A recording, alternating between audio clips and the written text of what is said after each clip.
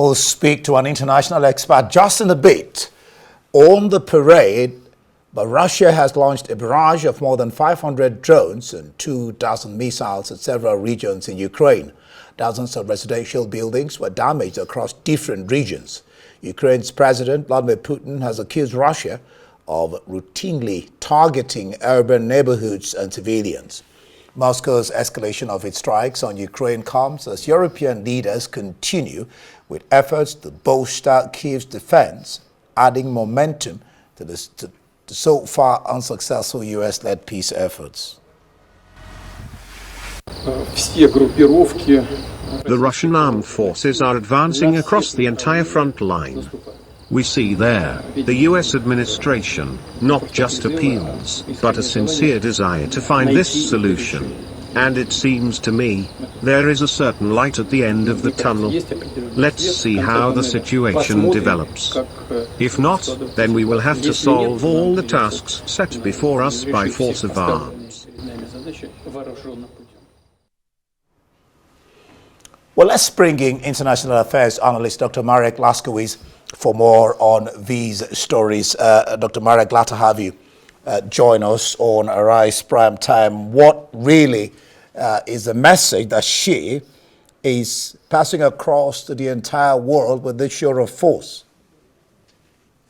Yes, it is actually a tip of an iceberg, because there's also the huge manufacturing capacity of China, which is evident here, because China has, in the space of just a few years, really outproduced the rest of the world in military terms, and is hot in the tails of trying to catch up USA, which even 20 years ago would have seemed unthinkable. And so there's that aspect. There's also the economic aspect, because there are 20 heads of state, so there is covered, depending how we look at it, between 20 to 40% of the world.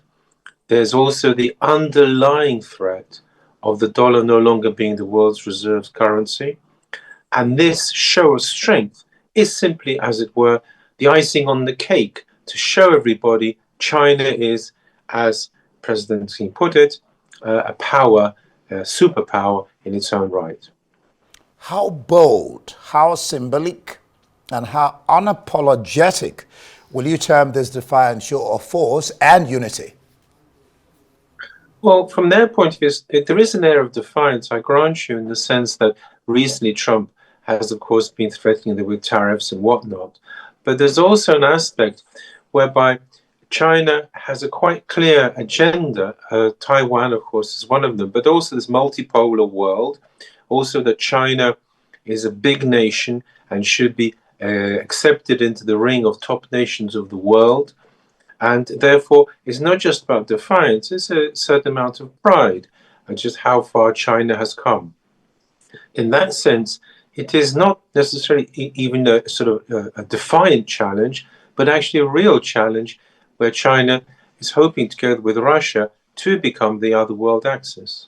How does this impact the relationships between China, Russia, North Korea on this side, and America and its allies on the other side? I mean, the relationship between both sides. How does this impact it? Well, this display of strength and this whole very successful gathering of heads showing America that there is indeed a different bloc of nations outside America's control who don't want America's control, this is very successful. And the point here is, and it must be made, is that America and China are not, of course, at war. They may be going towards war. There is tension, but there is no war. And so therefore there still is trade, there still are talks. And in that sense, its situation is not impossible, far from it. President Xi himself said that there's a choice between peace or war. So let us hope that in that sense, the relationship, although might undergo a reset between China and America, will not be broken. That, I think, is quite clear. However, it must be realized that what they mean, that is, the President Xi and President Putin mean by peace, isn't quite what the West thinks of peace. President Trump has been speaking from what you could call two sides of his mouth. On the one hand, he says, I have no problem with Xi, he's my friend. Then he says again that these three countries, Russia, China, and North Korea, are conspiring against the U.S. Yeah, he's really a very undiplomatic and gauche man when it comes to these matters. For a start, why is it called a conspiracy? A conspiracy is something, if you like, which is tacit, it's hidden. There's nothing hidden about this. I mean, there's openly on display. So why call it conspiracy? But a conspiracy, of course, has a negative view to it, as if they were plotting against the USA. When again, they're not actually plotting. They've stated quite openly over the years what they're going to do: displace the dollar, become a separate, have a multipolar world. And so to call it a conspiracy is a very, if you like, needlessly abrasive word in the circumstances. So it's yet one more example, I think, of where Donald Trump seems to go out of his way to upset people. Well, still on Trump, he calls himself a deal maker. He's had relationship with Kim, with Xi, with Putin, but he didn't attend this event. Should he have attended? And what does his non-attendance speak to? Yeah, here I think he's probably right not to attend, because the problem is China's event. China is the top dog. And were he to attend as a guest, there could be an implication that America has, so to speak, succumbed to some part of this Chinese leadership. So that isn't too bad. As to call himself a deal maker, well, there is a huge difference between business deals and political agreements. And I don't think Donald Trump has fully grasped this. And what is quite clear is attempts to pull off some sort of agreement over Russia-Ukraine has not so far worked, because President Putin made it quite clear in his speech that either he gets what he wants by peace, or he's going to secure it by force of arms. Is China, do you think, Marek, being a closed system, is China ready to take over the role of the leading world power? The Chinese approach is very interesting. It's a whole body of people called sinologists who have been studying China for years, and it's a very interesting field in its way. But as far as one can tell, is as follows: China plans long term. It is nothing like anything in the West, where 1 year seems to us enormous period of time with 365 days. They think more in terms of 365 years. They're building up their forces. There will be no immediate change, but the key to look out to right now is how far China wants to build up its forces before she eventually does something, because I presume that's what's going to happen. The conquest of Taiwan, more likely by a sort of blockade, because they've put an awful lot of money into having a navy which is second only to that of the USA.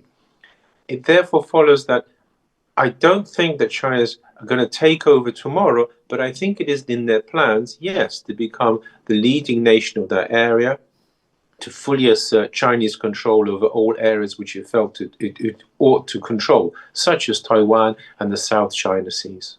Let's discuss Putin and the North Korean president, Kim Jong-un. Putin praised Kim for sending troops to help fight the war against Ukraine. And they had a bilateral meeting where he invited Kim to come to Russia. What's your sense of this invitation? Oh, I think it shows how well Russia and North Korea are now working together. Russia has a lot to offer North Korea: military technology, and of course huge resources. And North Korea has a great many people, and they're quite willing to fight. And so therefore there really is a fit here. And North Korea also is no longer, please note, the hermit kingdom in that sense.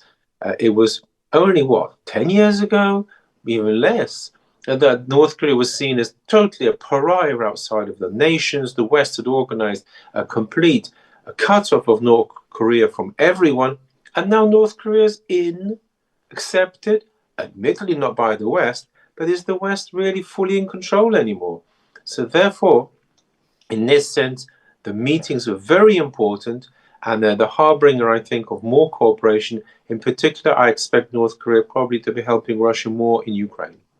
So, what amount of negotiating power does this present for Kim in terms of the nuclear power talk?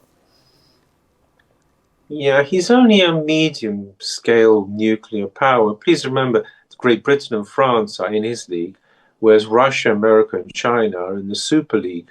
So it's not so much that he per se as a nuclear power can dictate terms. Rather, it's a point that North Korea cannot now be easily intimidated or pushed by USA. That was not the case a few years ago, but it is now. In fact, so far as nuclear North Korea progressing, that the real question is not just Taiwan, but South Korea.